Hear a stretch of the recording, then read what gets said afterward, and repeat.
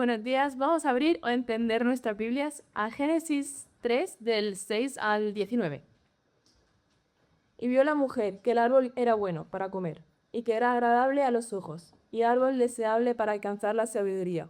Y tomó de su fruto y comió, y dio también a su marido, el cual comió al igual que ella. Entonces fueron abiertos los ojos de ambos, y se dieron cuenta de que estaban desnudos, por lo que entrelazaron unas hojas de higuera y se taparon con ellas. Y oyeron la voz de Dios, el Señor, que se paseaba por el huerto al aire del día, y el hombre y su mujer se escondieron de la presencia de Dios, el Señor, entre los árboles del huerto. Pero Dios el Señor llamó al hombre y le preguntó, ¿dónde estás tú? Él respondió, he oído tu voz en el huerto y he tenido miedo, porque estaba desnudo y por eso me he escondido. Entonces Dios le preguntó, ¿quién te ha enseñado que estabas desnudo? ¿Acaso has comido del árbol del cual yo había mandado que no comieras?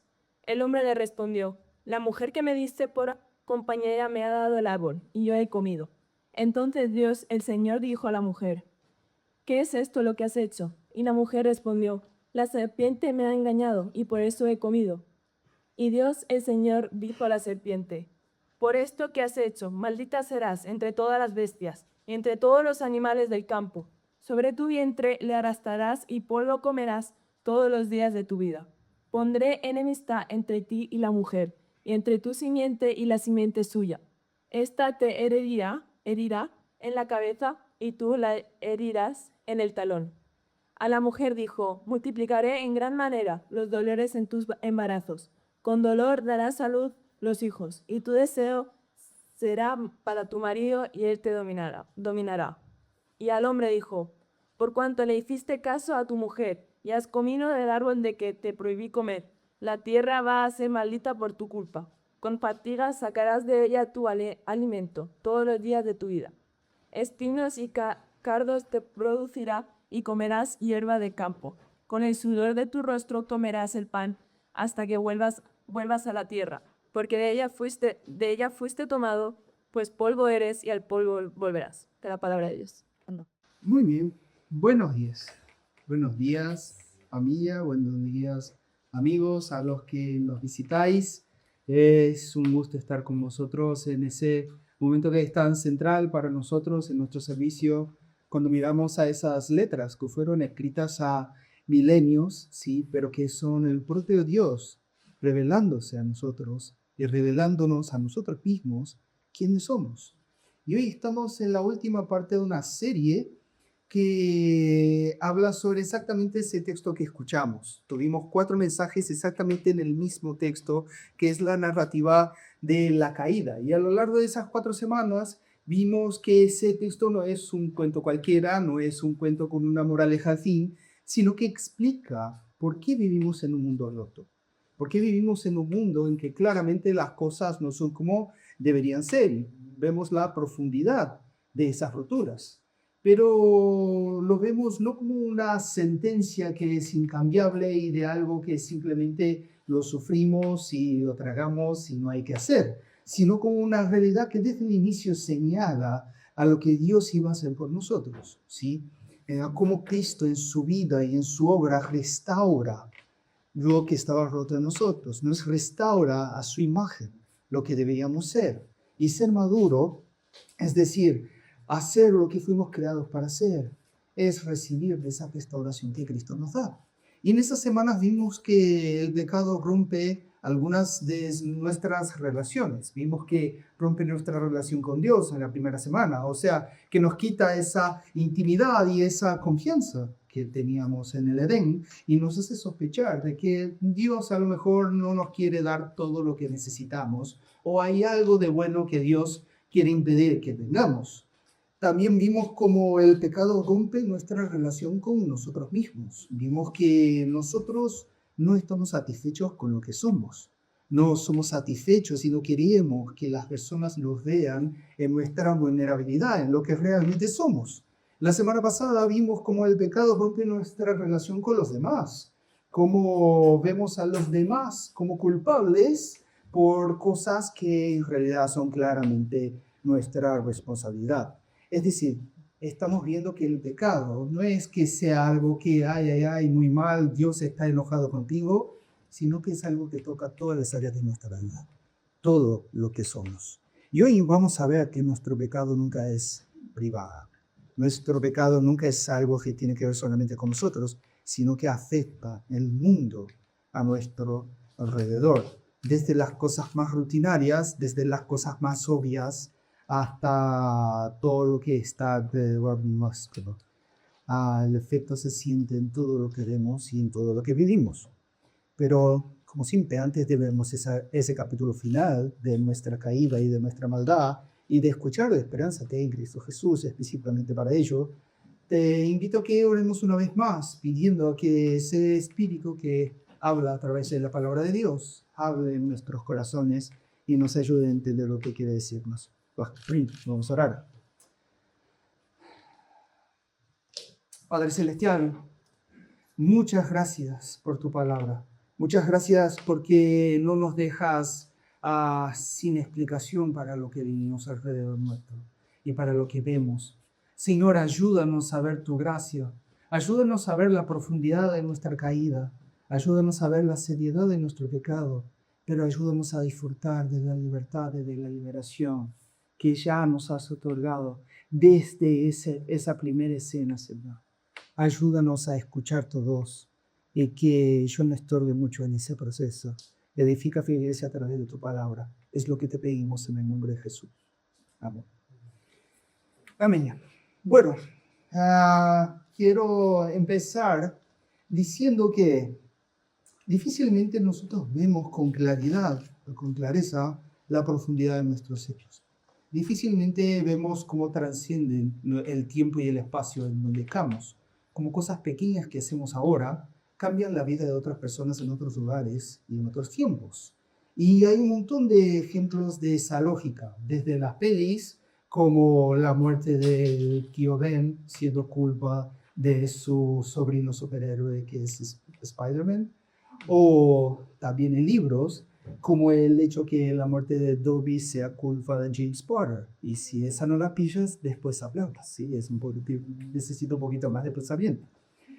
Pero mismo en la vida real, es muy loco pensar como cosas que parece que no tienen conexión unas con las otras, en realidad son las causas unas de otras. Por ejemplo, imagínate una chica hoy sufriendo acoso en Suecia de bandas criminales de inmigrantes. Eso al fin se puede trazar como consecuencia de algo que pasó en Nueva York en 2001, como una consecuencia de lo que se desarrolló después de los atentados terroristas. O más, como un niño que hoy en 2026 en el sur de Líbano pierde a sus padres. Puede ser consecuencia de algo que pasó en Alemania en 1939. Como la persecución de un pueblo en Europa lleva consecuencias a gente en Medio Oriente hoy.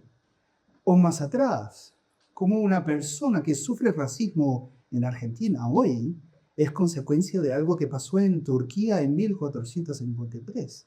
La caída de Constantinopla, que cerró la ruta de la seda, que fue la causa de las grandes navegaciones.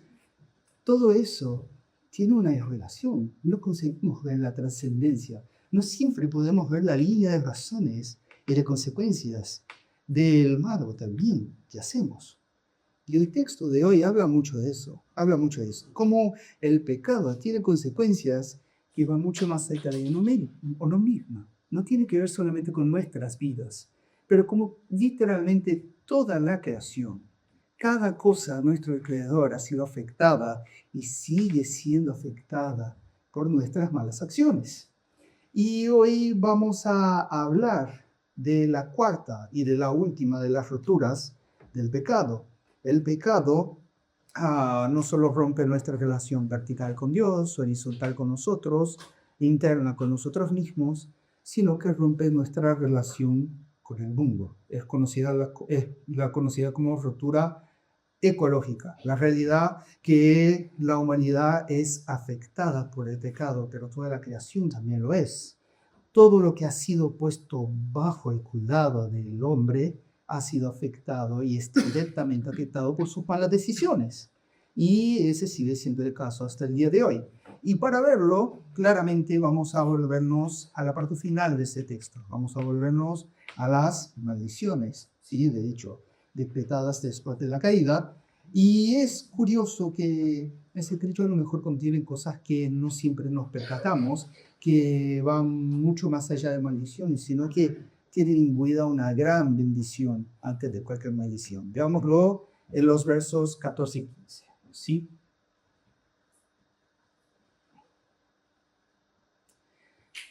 El texto dice, y Dios el Señor dijo a la serpiente, por esto que has hecho, maldita serás entre todas las bestias y entre todos los animales del campo. Sobre tu vientre te arrastrarás y polvo comerás todos los días de tu vida. Pondré enemistad entre ti y la mujer, entre tu simiente y la simiente suya. Esta te herirá en la cabeza y tú la herirás en el talón. Lo primero que tenemos que observar acá, y especialmente para, yo qué sé, si no eres tan familiarizado con historias bíblicas, es que acá tenemos un patrón, ¿sí? Si nos recordamos un poquito de lo que Julia ha leído para nosotros, tenemos una realidad que se repite con el hombre y la mujer después, más enfrente. Muchas veces se lee ese texto y se llega a la conclusión de que es, yo que sé, un mito sobre cómo la serpiente ha perdido sus piernas y ahora se arrastra sobre su vientre. Pero no es necesario interpretarlo así, aunque sí, también se puede. Pero vemos que en el caso del hombre y la mujer tenemos dos realidades que ya existen. Tenemos la realidad de tener hijos y tenemos la realidad del trabajo. Y esas realidades que ya existen son afectadas y resignificadas. Aquí probablemente pasa lo mismo. Que probablemente que la serpiente se arrastre por el suelo tiene un significado nuevo a través de la proclamación de Dios. Pero eso es secundario. Eso no es lo que más importa, pero es un elemento del texto que a lo mejor causa alguna duda, es bueno quitarlo de encima. Pero lo realmente importante está en el fin, o está en el verso 15.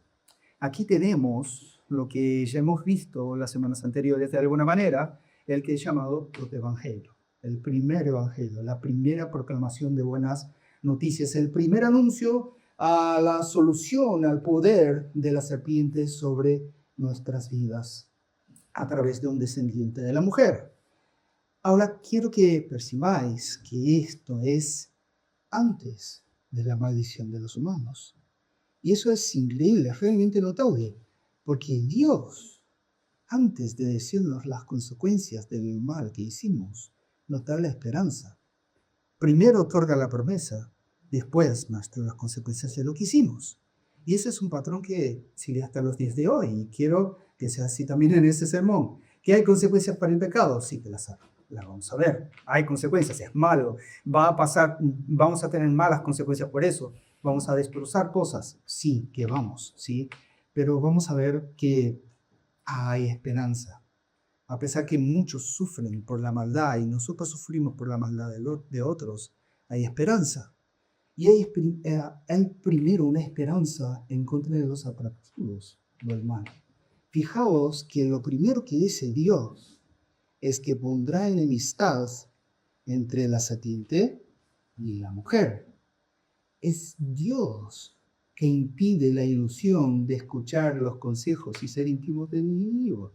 Es Dios el que hace con que esa familiaridad, con que eso de, sí, lo que la serpiente dice tiene sentido, eso se rompa, eso termine. Es Dios quien desenmascara a Satanás en su enemistad y en su fealdad, quien muestra el pecado por su verdadera cara y nos impide llamar amigo a algo que es mentira, algo que daña, ¿sí? Y eso no significa que esa enemistad siempre vaya a ser automática. No significa que siempre que veamos el pecado vamos a decir, no, eso es malo, eso es feo, eso es enemigo. No, hay una batalla, una lucha en nuestras vidas, en nuestras mentes, en nuestros corazones. Vivimos en esa intersección de la certeza de lo que Dios ya hizo y la esperanza de que Dios lo va a hacer completamente, ¿sí? Pero muchas veces queremos rehacer esa amistad destructiva y escuchar a la serpiente una vez más. Como Dios le va a decir a Caín en el capítulo 57, el pecado siempre está al acecho y va a parecer bueno, no va a parecer mal, va a parecer deseable, así como el fruto del árbol. Va a parecer nuestro amigo, va a parecer irresistible muchas veces, va a parecer que de hecho seguimos siendo amigos del mal, del pecado y de la mentira. Me parece que eso, de hecho, es lo que es no ser más cercano, más de lo que dice Dios. Pero Dios es aquel que también nos da la esperanza de cómo termina esa batalla, de cómo termina esa lucha que tenemos muchas veces internamente, de enseñar a nuestra mente y a nuestros corazones de que no, lo que sentimos, lo que queremos, muchas veces es engaño nuestro. Muchas veces es simplemente querer caer en la mentira otra vez. Pero Dios nos da el resultado de esa lucha, que no importa cuán desesperada parezca nuestra situación, no importa cuántas veces juguemos con el pecado como nuestro amigo, de la mujer iba a ser un descendiente que aplastaría y derrotaría a ese nuestro enemigo. De la mujer nacería alguien que haría con que la consecuencia de esa batalla fuera la victoria del bien, la victoria de la verdad. Y de hecho, después de Jesús, tenemos más que una promesa, tenemos una realidad. Ese descendiente vino y fue herido, vino y recibió la mordida de la serpiente, vino y recibió y sintió todo el poder de la maldad, pero salió victorioso y nos otorga esa victoria. Por sus heridas fuimos sanados. Es decir, que antes de cualquier maldición, vemos que Dios se hace cargo del inicio al fin, de que el poder seductor del mal sobre nosotros no va a tener la última palabra. Que por más que luchemos con nuestras tentaciones hoy día, con cosas que claramente vemos y nos sentimos incluso desgraciados, como va a decir el apóstol Pablo en Romanos 7, aunque lo sintamos así, Dios ya ha solucionado. Dios ya ha dado la última palabra. Y eso son excelentes noticias. Son noticias que, percatados otra vez, son dadas a humanos que todo lo que ha dicho hasta ese punto es pecar y desobedecer. Humanos y noticias a gente que no lo merece. Que todo lo que hay hasta ahora es esconderse de ese Dios a un rechazado. Es a esas personas. Pero Dios alcanza a esos indignos, a esos débiles, como ellos y como nosotros, y nos da esperanza, y nos da promesas cumplidas, antes mismo de decir, ¿en dónde estamos? Él va a decir, no importa cuánto os vais a hundir en vuestro pecado, mi cuerda es suficientemente larga para rescataros de cualquier lugar al que hayáis hundido, o os hayáis hundido. Y me encantaría parar aquí la predicación y decir que todo lo que tengo que decir del pecado es esto. El pecado fue vencido, que Jesucristo tiene el poder de vencer, pero Dios no enmascara las consecuencias del pecado. Dios no va a decir, no pasa nada, eso es pasado. No. Hay cosas que hacemos que conllevan consecuencias. Y Dios nos muestra la profundidad de lo que hicimos. Y es verdad que no nos lo muestra sin esperanza, porque ya ha prometido la solución, pero deja claro como el día cuál es el problema, cuál es la lucha que tendremos delante nuestro. Y vamos a empezar a abrir ese mensaje con el verso 16. Y textos que son polémicos. Creo que hoy toca.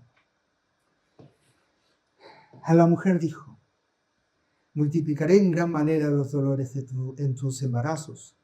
Con dolor darás a luz los hijos, y tu deseo será para tu marido y él te dominará. La parte buena es que ese texto claramente es polémico, pero la parte final, Carlos ya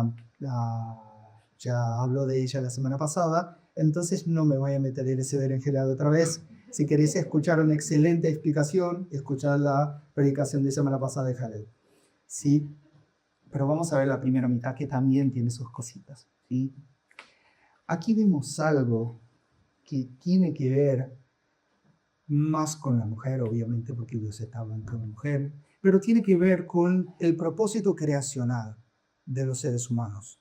De maneras distintas Dios lo va a enfocar, pero es eso, el propósito creacional. Y de hecho, tanto con el hombre como con la mujer, vamos a ver que ahí radica una de las principales consecuencias del pecado.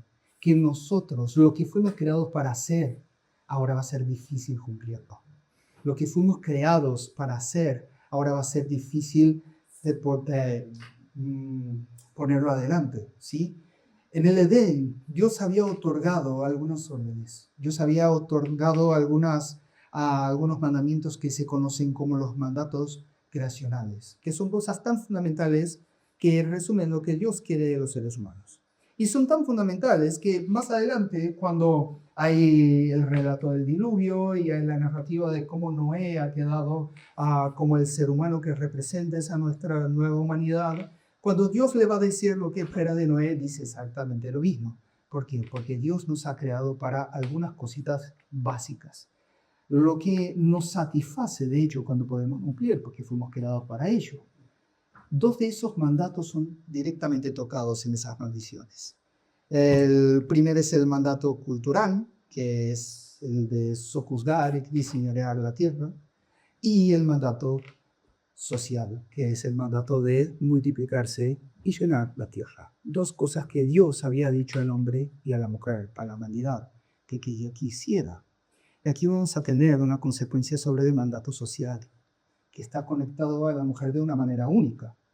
Y si una de las cosas que fuimos creados para hacer, que fue un orden de Dios, y que cuando cumplimos nuestro propósito, si una de esas cosas es multiplicarse y llenar la tierra, entonces el embarazo y el parto tienen un rol central en lo que es ser humano, en lo que es cumplir con la voluntad de Dios. Y eso claramente las mujeres lo viven de una manera distinta. Claramente las mujeres lo tienen de una manera distinta. Y eso, imagínate, en el Edén sería un honor, una bendición. De las dos cosas que Dios nos ordenó hacer, una de ellas, el cumplimiento completo de una mitad de ellas se observa en el propio cuerpo de la mujer. Ese vientre que crece mes a mes, ese evento en el que el objeto de un amor infinito que tenemos en nuestros hijos sale literalmente de adentro del cuerpo femenino. El cumplimiento de lo que fuimos creados para hacer, siendo vivido en la propia piel de la mujer. Pero el pecado toca ese centro de nuestro propósito. Lo que era bendición, honor, ahora es dolor y esfuerzo. Y es curioso que en la Biblia usa exactamente la misma palabra para describir el dolor del parto y el dolor del trabajo para el hombre. Es exactamente la misma dificultad, por así decir, aunque si mi mujer le escuchara, seguramente le daría un cachetazo, comparar mi trabajo con el trabajo de parto, pero bueno, es lo que dice la Biblia. Pero tener ese dolor, tener ese algo inmiscuido en lo que es nuestro propósito, es hacer con que cueste, y cueste mucho, en muchas ocasiones, cumplir con ese propósito. Y aquí quiero intentar ser sensible, pero ser sincero y verdadero a la vez, porque eso lo vemos con mucha claridad hoy día. La dolor física, la dolor emocional y la dolor social que conllevan el embarazo para una mujer, ¿sí? Hace con que muchas veces las mujeres pierdan completamente de vista de que eso sí es un propósito para el que fuimos creados, que eso sí es algo que es bueno, que Dios ha expresamente dicho que eso es cumplir con lo que Él nos ha hecho para hacer. Y claro que las consecuencias del pecado lo hacen más difícil. Seguramente que lo hacen, pero eso no cambia la realidad que cumplir con eso es algo impar. Es algo que no tiene comparación en otras cosas que vivimos. No hay una realización que se compare. No hay un amor o una entrega que sean igual a lo que vives cuando tienes un hijo. Y por eso merece la pena, aunque duela, aunque sea mucho más difícil, merece la pena perseguir nuestro propósito. Y eso no lo digo solamente a las mujeres, y es muy importante, porque Dios no lo dijo a la mujer que se debía multiplicar sola. Le dijo a la humanidad multiplicaba, ¿sí? Es que claramente ese proceso le cuesta más a ellas, ¿sí? Pero un hombre tiene que sostener junto esa carga, tiene que luchar junto con la mujer por cumplir ese propósito y no simplemente dejarlo como, ese es el rol femenino, eso es la cosa que le toca a las mujeres. No, cumplir con eso es cumplir con el propósito de nuestra vida. Lo mínimo que se espera de un hombre es que le dé confianza suficiente a la mujer para saber que no estará sola en eso. Es que un hombre que entiende que multiplicar y llenar la tierra es trabajo de dos y no de una sola. No es trabajo de una sola persona. Y por supuesto, entiendo que pueden haber buenas razones para no tener hijos. Entiendo que las existen. Existe esa posibilidad. Pero sinceramente, y del fondo de mi corazón, la mayoría no son. La mayoría de las razones no son. La mayoría de las razones son cosas relacionadas con el miedo. Miedo de perder tu cuerpo, lo que va a pasar sí o sí. Claramente informarte, pero el cuerpo de la juventud no se mantiene por siempre. O miedo de perder la carrera, o miedo de perder confort. Son nuestros miedos en cumplir lo que fuimos creados a hacer, no creyendo que así como Dios se ha hecho cargo de nuestra salvación, Él se hace cargo de nuestras vidas. Él se hace cargo de lo que hacemos ahora. Él nos va a ayudar a cumplir su voluntad, no solamente en el cielo como angelitos, sino que ahora Él no nos va a dejar solos. Él se hace cargo cuando luchamos por cumplir sus mandatos. Es otra vez escuchar a la serpiente decir que obedecer a Dios nos quita algo que nos va a hacer felices. Que ser feliz de verdad es tener todo tu dinero y todo tu tiempo para ti misma. Eso no es verdad. Eso no es verdad. Simplemente no lo es. Y otra vez, repito, sé que hay buenas razones. Sé que puede haber. Pero lo mejor para saber si mis razones son buenas, si estás en esa condición, hipotéticamente, es orar. Es exponer tu corazón, porque nuestros corazones son malos jueces de nuestras intenciones. Siempre solemos querer justificar lo que ya queremos hacer. Hay gente que te puede ayudar, tanto acá, pero en tu familia, en un lugar que estés. Exponer tu corazón puede darte claridad de por qué no quieres cambiar lo que Dios ha dicho que sería bueno para ti. Ahora, si tu lucha es por no poder tener hijos, claramente no estoy hablando contigo. Sí, la amonestación no es para gente que lucha por tener hijos y no tiene. Acuérdate que en ese mundo nuestros cuerpos son afectados por el pecado. Muchas veces tenemos enfermedades, tenemos limitaciones, tenemos cosas que no son como deberían ser. Pero Dios promete que un día todo será como debería serlo. Y hasta entonces Él te amará. Hasta entonces, Él te sostendrá, Él te dará, ya sean hijos adoptivos, para que puedas ser así como Él es para nosotros. Nos adoptó en Cristo Jesús. O Él te dará 1000 hijos espirituales. Y un día tendrás y participarás de una familia que es mucho más grande de lo que podrías imaginarte. No estás sola, no estás sola en eso. Tienes a gente a tu lado. Pero tenemos que seguir adelante. Y qué bueno, porque ella me está poniendo molesto con ese tema. Vamos a terminar con la maldición al hombre. Sí, los versos 17 al 19. El texto dice lo siguiente. Y al hombre dijo, por cuanto le hiciste caso a tu mujer y has comido del árbol del que te prohibí comer, la tierra va a ser maldita por tu culpa. Con fatiga sacarás de ellos proveniente todos los días de tu vida. Espinos y cardos te producirá y comerás hierba de janto. Con el sudor de tu rostro comerás el pan hasta que vuelvas a la tierra, porque de ella fuiste tomado, pues polvo eres y al polvo volverás. Aquí vamos a ver el segundo mandato, el signo maldito. El segundo mandato, Dios nos puso en la tierra para ¿qué? Para cuidarla, para desarrollarla. Es decir, Dios nos ha creado para el trabajo. Dios nos ha creado para trabajar y dejar ese mundo mejor de lo que Él lo había creado. ¿Sí? De alguna manera tenemos esa centella, tenemos ese reflejo de lo que Dios es, de esa creatividad, de esa capacidad de hacer cosas bonitas, de hacer cosas bellas. ¿Sí? Y Dios nos hizo para eso. El mundo alrededor va a ser mejor con nuestro esfuerzo. El jardín va a ser más bonito. Pero es exactamente a ese nuestro propósito que el pecado afecta. Exactamente a algo que deberíamos hacer. Lo que fuimos creados para hacer y hacer ahora tiene mucha dificultad involucrado. Ahora no va a más ser placentero el lunes por la mañana, como sé que la experiencia de muchos de vosotros, y a mí también. Y el libro de Eclesiastés lo muestra muy bien, porque parece que el trabajo se queda sin propósito. Parece que es vanidad.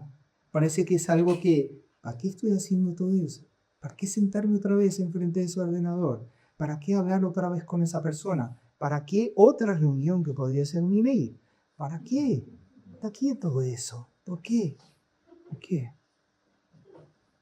Y eso es porque no somos nosotros que estamos forzosos nomás, sino porque la tierra es maldita por nuestro culpa.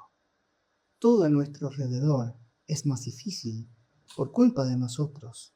Nuestro pecado hace con que todo a nuestro alrededor sufra.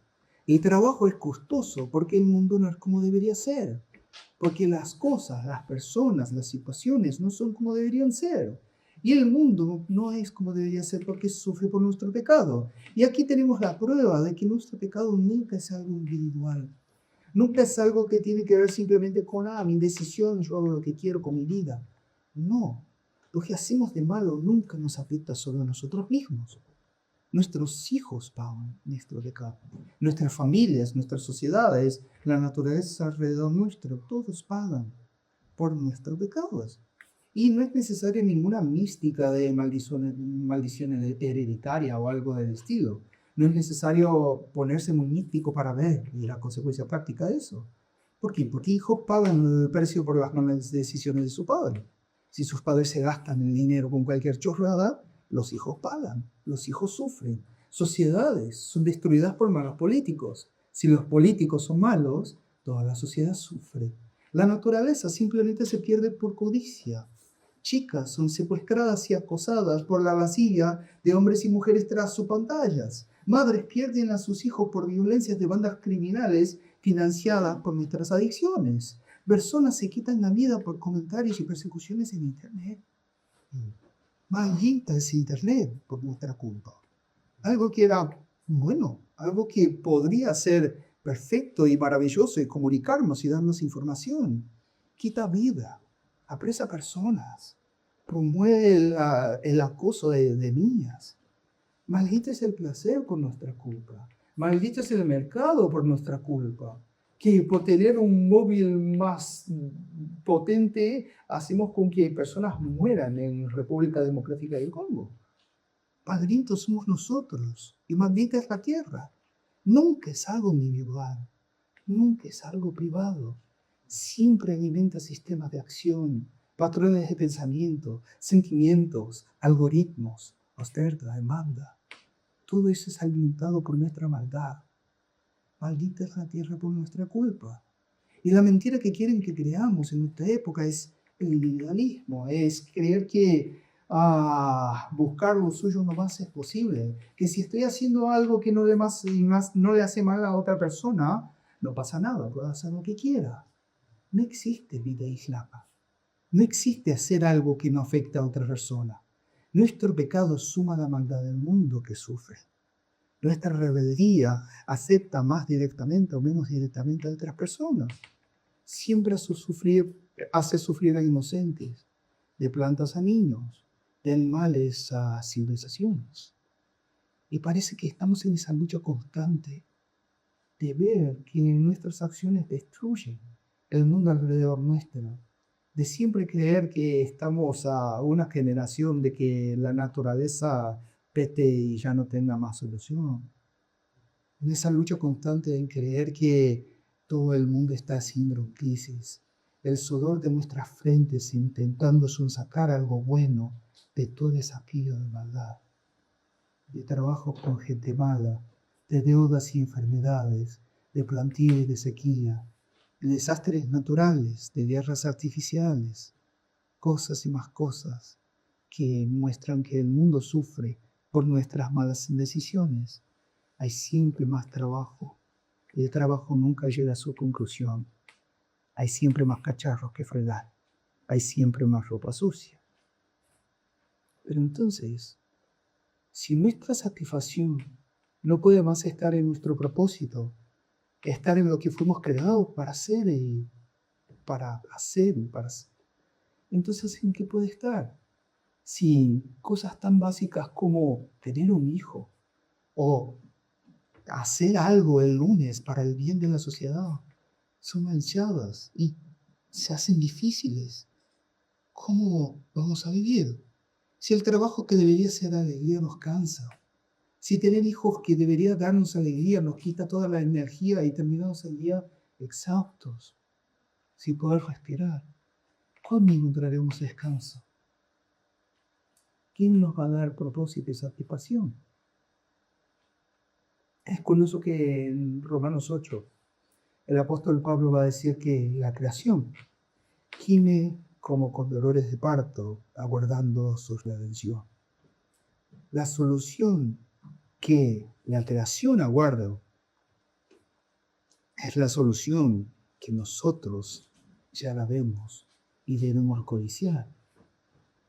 La solución de nuestra condición está en aquel que nos redime. Está en aquel que, como va a decir el libro de Hebreos, es nuestro descanso, es nuestro sábado, es aquel que nos hace descansar. La madurez en la vida cristiana es percatarse de que hacer lo que fuimos creados para hacer en ese mundo cuesta. Y que no por eso deberíamos dejar de hacerlo. Pero va a costar y va a ser difícil. Que tener responsabilidad cuesta. Que hacerse cargo por los demás cuesta. Pero que ese no es un trabajo que lo llamamos solos. No es un trabajo que está en nuestras espaldas y por la fuerza de nuestro brazo. Siquiera es algo que dependa solamente de nosotros. Y por eso quise hablar de la promesa antes y de la esperanza primero, porque ahora ya lo sabéis. Ya sabéis que Dios es el que nos permite ver la verdad de nuestro pecado, de la mentira de la serpiente por lo que es. Él permite que podamos creer que cumplir con lo que Él dice es mejor, que creer en su verdad es mejor, aunque fuera del Edén y cueste muchísimo más, pero siempre es mejor que la mentira. Pero Dios también ha garantizado esa victoria contra el pecado y sus efectos. El descendiente de Eva, Jesucristo, ya ha vencido. Ya ha quitado el poder de todo eso, lo que nos aprisionaba. Ya ha terminado el trabajo por nosotros. Y por eso hoy en Él tenemos no solamente esperanza, no solamente salvación, sino descanso. Descanso. Para almas y cuerpos cansados.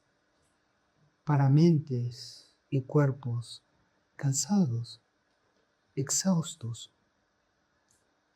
Para gente que ya no aguanta más trabajar.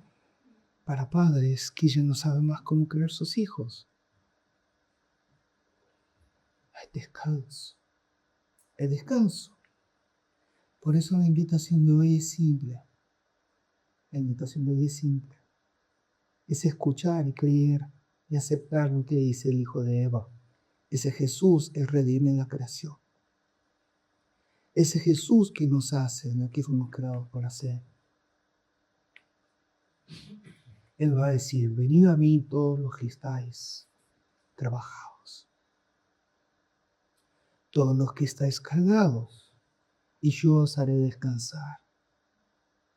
Es mucho trabajo, es mucho dolor involucrado, pero hay descanso. Vamos a orar.